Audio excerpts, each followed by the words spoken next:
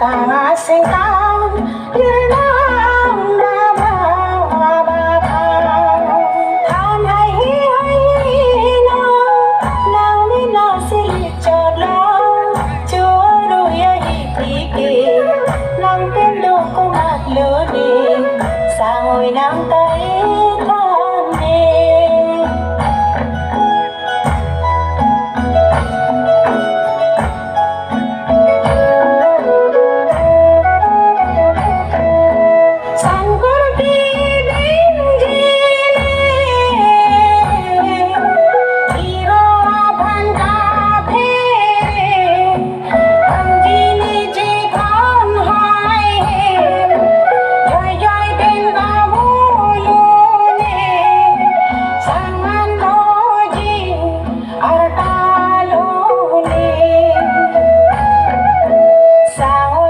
Tình ấy đang nghe luôn mi bu chi thì thương tình để chẳng thể đông đông an tình mà cho gì ai ta đủ tình chỉ cần vì nàng đón gặp kỷ niệm.